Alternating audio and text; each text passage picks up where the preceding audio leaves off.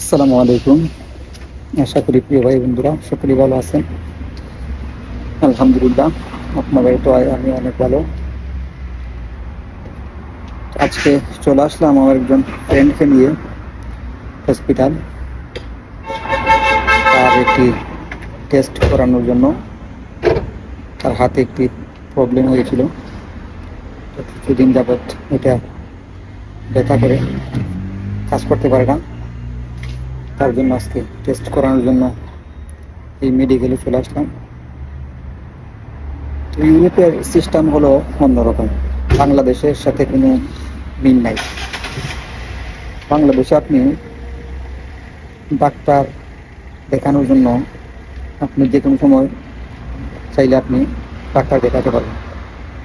তো এখানে এমন সিস্টেম নেই, আপনাকে আগে ফান্ডামেন্ট নিতে হবে, অর্থাৎ ডাক্তারের কাছ থেকে আপনি অ্যাপয়েন্টমেন্ট নিতে হবে। অ্যাপয়েন্টমেন্ট নেওয়ার পরে তারপর আপনাকে যতটা সময় টাইম দিবে ওই টাইমে আপনাকে ওইখানে উপস্থিত থাকতে হবে, আর না হয় আপনি আপনার টেস্ট করতে পারবেন না। তো আমাদের টাইম ছিল 6টায়, তো আমরা আসলাম। তো তার সব কিছু ওকে, তার কাছে টোকেন ধরিয়ে দিছি, সিরিয়াল নাম্বার আছে। এখন তার সিরিয়াল আসলে পরে তাকে ভিতরে ডাকা হবে। তো আমি বাহিরে বসে অপেক্ষা করতেছি তার জন্য।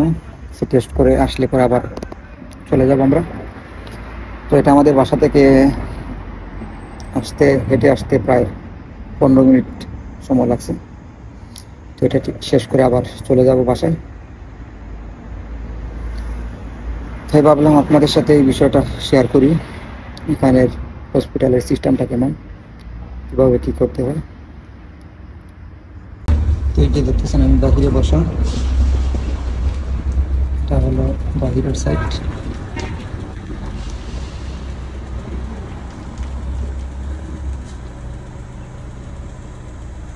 এটি হচ্ছে ডালিম গাছ।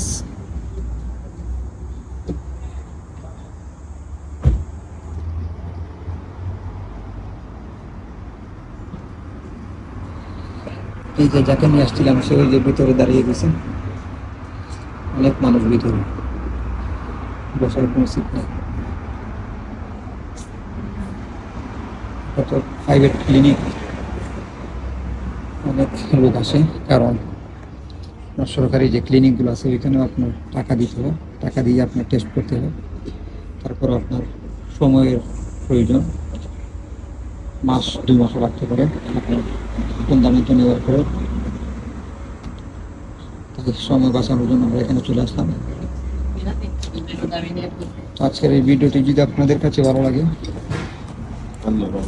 ভিডিওটি সবাই বেশি বেশি করে শেয়ার করে দিবেন। সবাই ভালো থাকবেন, সুস্থ থাকবেন। আল্লাহ হাফেজ।